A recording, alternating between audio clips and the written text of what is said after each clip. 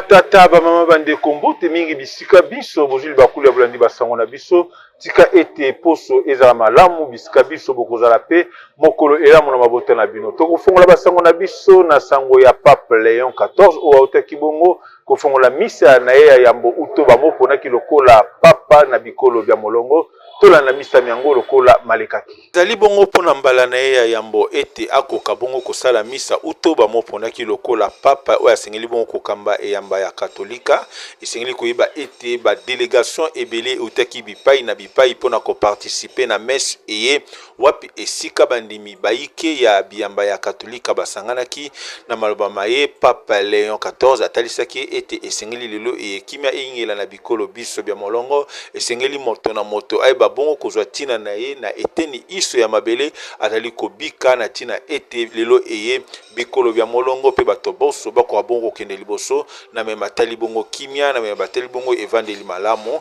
esengeli koyeba ete Papa Léon 14 asilaki kondimama na ba cardinaux banso o ayibi bongo kokitana papa e ayibi kotika biso na mikolo mileki ya eliki ezali ete lelo e na makanisma ye akoyeba bongo kokamba eyamba ya katolika lolenge esengeli po ete akwa komema bandimi banso na bobongwana pe na kimia na bikolo biso bya molongo. Tokiti sika na ministère de l'intérieur oui quand même bongo na mwana mboka Jacques Chabani wa kitaki bongo na etuka ya Kwango na tina na ko vulgariser ba texte oyo koki bongo kosisa bongo ba conflit ethnique à travers la République démocratique du Congo et singeli ko yebeta bandaki na Kinshasa alekaki pe na bituka bisusu tala lelo ezaki ngala ya etuka ya Kwango tolanda voyage na lokola elekaki. Mwana mboka Jacques Chabani akitaki bongo na etuka ya Kwango ezalaki mingi pena na tina ete akoka ko vulgariser ba texte légaux oyo ekoki bongo kosukisa bongo mambi matali bongo ba conflit ethnique sur toute l'étendue ya République démocratique du Congo sima ya engumba Kinshasa ndebe kokita bongo na engumba tope na etuka ya Kwango wapi esika tous les 5 districts ya etuka eye bayebaki bongo kosangana na tina ete bakwa kozwa meko pe makambo makoki na ete bakwa kosisa bongo ba conflit ethnique na nzela na ye ayebaki pe susu kosangisa assemblée provinciale ya province ya Kwango na tina ete akwa kopesa bango meko pe lisusu akobaki na tina ete akwa kotala bongo ba force vive nyonso tu ya etuka ya Kwango ndakisa société civile o ayebaki pe koswana na bango atikaki te pe akendaki kosolola na be batali bongo ba confession religieuse na tina ete akwa kotelisa bango mambi masengeli na bembo na ye ayebaki pe susu kokende kotala mambi matali bongo ba érosion o lelo e ezali bongo kotungisa etuka ya Kwango na tina ete bakwa koluka lolenge nini na mikolo miko ya bakwa bongo kosilisa likambo ya ba érosion ya motuya atalisaki bango ete na bobundi na ye azali koluka lolenge ni bakoki kosilisa activisme ya mobondo na kati na etuka ya Kwango mansoma emalekaki bongo na mobembo ya ndeko Jacques Chabani na etuka ya Kwango. Tokita sika na marché de la liberté wapesika assemblée générale extraordinaire et salimaki na tina ya constatuer sur plusieurs questions d'actualité ezali na marché eye ndakisa meko epesa bibongo na mokambi na bango pe lolenge nini bakoki lelo ekokana batindela bango bato baike na division urbaine ya finance tolanda résumé ya assemblée générale yango. Na assemblée générale eye batalisaki penza mazali bongo koluka mobulu ekota na kati na marché de la liberté ndakisa moko na mokanda o etalisi ete ezali na bato basengeli koya kokota na marché de la liberté pona kosala mosala batina mibongo na division urbaine ya finance bayebaki pe lisusu kotanga ba article o ebimaki bongo na ba réseaux sociaux o batalisaki mambi maike mazali ya solo te na tina na yango ba ndeko ya délégation syndicale ya marché de la liberté batalisaki ete lelo eye na marché de la liberté manso mazali koleka na alima mingi penza na bokamba mia mwana mboka pele bofini makambo maike mazali kopesa passe na marché de la liberté masila bongo kozwa solution ndakisa lelo eye basali bazwaka lifuta na bango lolenge sengeli bazwaka kisi bazwaka pe sécurité sociale na bango lolenge sengeli mambi maike ndakisa bo pasi ya lotiliki ezamaki bongo na kati na marché de la liberté esila mingi penza susu likambo etali bongo insalubrité wapi fulu monene ebengamaki Kilimanjaro esila bongo kolongwa na bokambami ya mwana mboka pele bofini batalisi ete lelo ebanso bazali koluka ete bako akokotisa nungu pe mbilinga na kati ya marché de la liberté bazali bongo koluka liwa pe pasi ya basali ya marché de la liberté talati na babwaka kimbela na mbula matali akwa bongo kotala lolengeni akoki kotia kimia na kati na marché eye. Que ça fait plus de 2 mois nous allons un problème où le dossier chef de division urbaine et finance avait à son temps affecté 5 personnes dans le poste clé du marché de la liberté. Alors, tant que tout le monde a une affectation, nous avons dit que nous avons bakonzi. Nous avons bakonzi, total ici, ils allaient à l'encontre de Mobeko, ils ont fait fonctionner le marché de la liberté. Nous avons dit précisément le ministre de la Finance, provincial madame, nous avons dit ministre, son excellence, ministre de l'Intérieur, tout cela là qui n'a pas bango, bamonaki, batalaki, bakutanaki na ye. Alors, nani chef de division, Azwaka, Meko, que à sursoir, mesure. Papa, balongola ka mutu oya wasala musala mabe. Mais chef Belé, aza mabe mutu te. Wasala musala ne kibia biso combien des années to becha. Yana batu musu ba beta ba 15 ans pe ba engagé biso te. Mais biso chef Belé yo engagé biso pesi biso vie. Azani eloko moko te asali ya mabe. C'est dans l'ensemble. To lobby pe to zongeli koloba. Bona Belé mutu akata na mutu. Parce que Belé asali na marché liberté mutu musu akosala yango te. Nana quoi imaginer engagé 81 agents de sécurité. Pendant que tu n'as pas mis na wenzo ba batika biso batika biso. Mais le lopela pesi biso valeur engagé biso lokola ba agent interne ya sécurité marché liberté. Biso to souffrir na liberté l'autre comme na kimia na administrateur na biso pele bo fili o dozani ato boyi makambo bino bo luka. Benga batuana o bazolinga koya ko tia double na marché de la liberté. Bo ben na bango matoyi po to lingi makambo wana te to boyi yango sengi. La peuple congolais, biso bacha marché liberté. Hôtel 1000 motos c'est la pona administrateur biso pelé. Na moment na tukianza la kimia, président résolu ma monsieur Liban, ça te batie makanisi pelé, o eze ya goma na marché liberté. To boya yango. So ba lingi ba mona ba des autres batinda ba ko mona ba mort d'homme, o eke sala ma awa. Biso za ba ja sécurité to la libanda. Ba mala na banda kuna bango makameliga aba yebite. Soki ba yi awa na posa na bango. Ne to la libanda. To tout na un jour, on a la consala mort d'homme to na tout. Kala ko soit administrateur moko ya boboto pe ya malamu lokola yete. Tozalaki na contracté na CRAM, de lo contrat comme na CRAM. Tout ça vraiment na regret ya koyoka ke bolongolela biso bo fini pelé.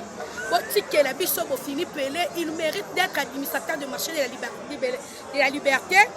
Il mérite d'être chef. Chef s'il vous plaît, chef. Yo sa papa malamu aliaka nyamalito imokote. Aliaka nyamamato imibale. To senyi na badongola misu nyonso o bazoluka malheur ya marché de la liberté. To yebi bino. To senyi bino pardon. Na bolingwa nzambe nanu botikela biso marché de la liberté vanda kimia administrateur ya liboso atiki biso na arrière ya 8 mois ake afutaka te ainstaller ba kiosque alie mbongo ya bato pour l'information mbongo ya ipaki alie mbongo ya 20 ans oyo alie ngona libumu na ye basala ba récit na bango oyo kota na kati na marché de la liberté te et tourner la libumu na bango bambongo ya ba kiosque balialia batika ba kiosque lokola administration et continuera toujours chef Belé administrateur a mérité ko futa abundani ti pona ko boya ba problème lelo justice lobby justice akamati apesi batu ba espace ko mone tondi kaka bango ezaki folie ezatiki bato batondisi ba resi wana nyonso oye kozwa batiki DJ tiki biso na banyongwa 7 mois na 70% ya barrière Belé ye ko mérite yango tozalaki ko soit traitement te to komi ko soit traitement na CRAM tozalaki na banque te a côté institution na banque dede na ba journalier atikaki 48 semaines o bafuta makate aye kozwa lisusu na biso bajan ka ya malade ozalaki ke obeli okufela batikaki kokufela moto okufi premier degré na $100 eteka 20 et 290 000 francs congolais na minute pele amatisi yango fois 2 batikaki bajournalier na mbongo 14 000 pele abakisi yango 21 000 aye abandi kobongisa aye koengage basécurité oyo basali pendant 5 ans bazwaka engagement te baengage bango na salubrité engagé alors chef de l'état moto asala ndenge nini oyo akosala mabe mpona kodétruire population ebanda kofinga nde bino bozosepela na bango. ONG vient à mon secours bakitaki bongo na kwango na tina ete bakwa bongo kosala récolte ya bilanga nyonso oyo bakoki kosala na eteni eye Gloire Ngonzo azalaki na bango elongo tolanda reportage eye. Esengeli koyeba ete ONG vient à mon secours bazali bon ko continuer na démarche na bango ya koluka développement sur toute l'étendue ya République démocratique du Congo. Poso e bakitaki bongo na etuka ya kwango na tina ete bakoka bongo kosala récolte ya bilanga oyo basile kosala ça fait plus de 6 mois lelo eye biloko biyike bibaki bongo kozala récolter simana yango batelisi ete ekozala bongo kokita na engumba Kinshasa na tina ete bakoka bongo ko distribuer yango na ba prix oyo esengeli mansoma mazali bobele kokota na ba objectif ya ONG à mon secours oyo esengeli bongo koluka lolenge nini ya kokendisa pe ko développer République démocratique du Congo kasi sengeli koyeba ete ONG à mon secours basuki kaka na mambi matali bilanga te bazali pe na ba formation bazali pe na ba aide ekelikili na tina ete bakokosunga bana ekolo Congo mingi penza engumba Kinshasa bakoka bongo ko se développer mansoma mazali bongo lolenge elamu ya kosunga mbula matele ko na biso na tina ete à travers ba initiative privée développement ya solo ekoka bongo kokota na République démocratique du Congo. Madame Berthe elongona association nae mobimba o ezali bongo vivre autisme na République démocratique du Congo a fongoli bongo ba consultation gratuite pour na bana nyonso bazali bongo na bokono ya autisme tolanda yango lokola bazali koleka. Nabokambami ya Dr Berthe Sikuyanza ozali bongo présidente ya association Vivre Autisme na République démocratique du Congo baeba ki bongo ko fongola campagne ya consultation pour na bana nyonso ya engumba Kinshasa o bazali bongo na bokono ya autisme manso bazali koleka na lolenge sengeli limi penda na commune ya Ngalema na quartier ma campagne wap esika cabinet ya Dr Berthe Sikuyanza ezwami ezali bongo likanisilela monatina ete bakwa sunga bana nyonso ya engumba Kinshasa o bazwami bongo na bokono boye sengeli koyeba ete bokono bo autisme ezali yoko bokono o ezali kokomisa bana kozanga mayele pe ezali bongo kopesa pasi na mabota maike ebele na mabota pe bazwami na bana be bazali na bokono po etala lelo eye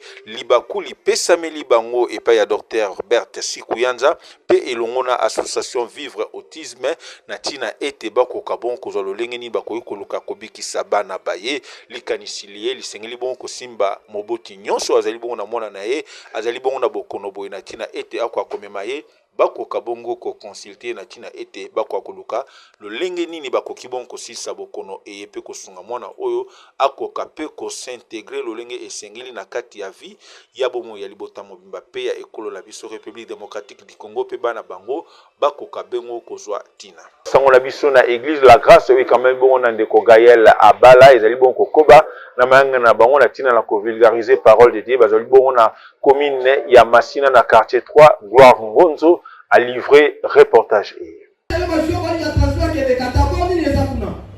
Alléluia.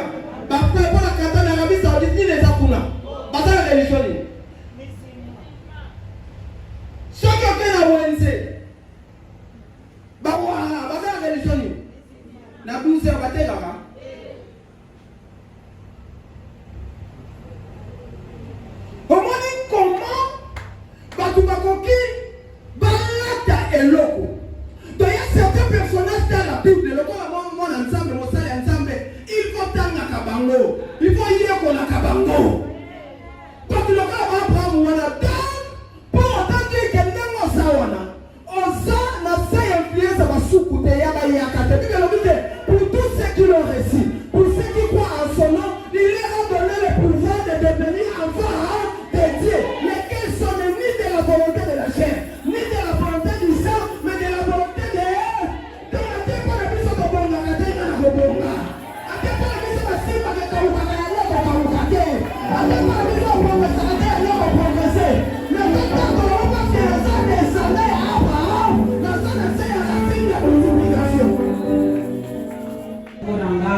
0 akati na zama na Kimbela na avenue na Asiyonko de Jopesa adresse toza bana église la grâce bana apôtre Ngambela Talelo topangolamaki na mokambi Gaël Abala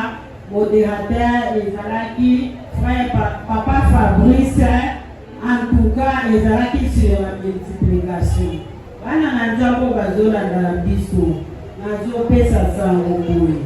soki bomoi na yo ezokende liboso te tia point d'interrogation et puis soko ozokende liboso ozozongaka nsima eza mabe il faut tomata de progrès en progrès papa na biso abetisi ete papa Gaël alobi aza na kanda na bato bazobloka kaka via bato bamabali eza bloke oye eglise mpona kobloke bavia bato eza malamu te mwana na nzambe esengelaki ende liboso okoki jamais koya kokundisa baninga eglise eza place oyo bato bazofungwama eloko bloke baninga tofungwama tokende liboso na nzambe na biso nde tokozala malamu.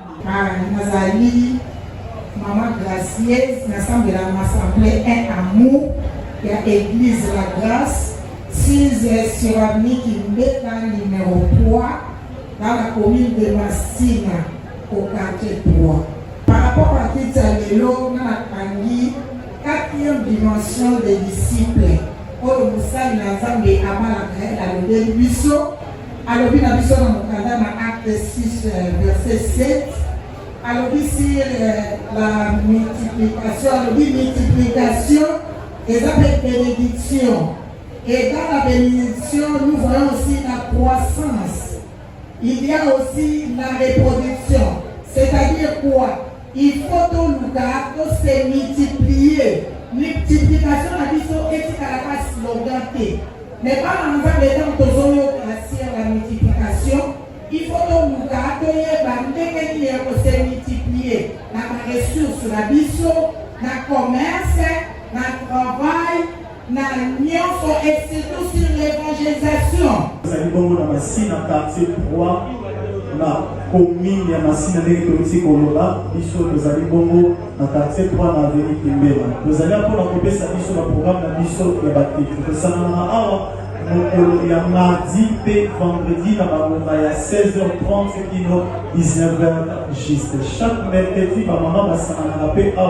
na pourquoi pour nous commencer à partir de 16h. Bon, la gêne dans un chaque lundi na Poutou, bien entendu les ennuis de Jacob. Toya et Bélé. Samedi en temps, nous allons dans le programme de l'histoire, il y a la prière des cas à partir de 6h juste, qui nous 8h30 avec l'homme de Dieu, les docteurs et Seigneur Josué. Dimanche, nous allons Kara programme dimanche à partir de 8h juste à 11h30 pour notre culte d'adoration. Ceux qui ont dit qu'on contacté on dit aussi la contribution pour l'avancement à l'œuvre de Dieu. Comment topper ambition numéro 1 plus 243 81 039 0913 plus 243 81 039 0913. Les numéros, ils ont un peu ça, les numéros au sol de au contact à contact dans le bureau de l'église en classe. Si vous avez des amis à Bambola Bichot, voilà la possibilité de réalisateur dans le Gonzo, que Dieu vous bénisse. Sengeli koyeba ete ndeko Abed Kayembe wazali bongo moko na basali na Nzambe na République démocratique du Congo alengelaki bongo mokolo ya poso eleki mama na conférence internationale communautaire na tina ete ya kota lolengeni ni ba foyer ekoki kovanda na kimia ezalaki bongo na Pullman ya Grand Hotel Beko Trésor Mwamba azalaki sima na bango toyandi ezalaki penza ngonga elamu na tina ete bakoka bola ba expérience na kati na ba couple ba orateur bazalaki ebele ndakisa couple Kabasele ndakisa aussi Révérend Marcelo Tunasi pe ba orateur basusu na kati na maloba bango ezalaki bongo ko échanger ba expérience de vie lolengeni bakoki kovanda na ba couple lelo esengi koyeba ete ba couple ebele bazali confronté na ba difficulté il y avait incompréhension pe des problèmes spirituels oyo ezali kosala ete mabala ebele ekoka bongo kozwa mikakatano manso mazalaki bongo na bokamba ya mwana mboka Abed Kayembe wazwaki initiative ya kosala conférence monene eye beaucoup plus mpona kosunga bacommunauté mpe bacouple bakoka bongo kozwa kimia mpe lolenge elamu ya kovanda na kati na mabota mabango esengeli koyeba ete ezali mpona mbala ya yambo initiative ya boye ekoka kozwa mwana mboka na biso na ntina ete bakoka kosunga bongo bacouple bakoka kovanda na kimia ya moto ezali ete bacouple ebele bazali na bosenga ya baexpérience ya bato baike sur tous les plans financiers, sur le plan spirituel, sur le plan moral mpe bongo na bongo na ntina ete bakoka kovanda na kimia na kati na mabala mabango masoma mazalaki bongo na bokambami ya ndeko Abed Kayembe oyo azwaki bongo likanisili yango toliki ete ezali mbala ya yambo kasi ya suka te mbala nsima makambo maye bakoki bongo kopesa malati na ete mabota mingi mpe bacouple mingi bakoka bongo kozwa lisungi na kati na evangeli na bango batata baba bandeko tala mwandambo ya basango tolengela mpona ntina na bino botikala malamu oteya mabota na bino nde tokota na bino mbala ya nsima.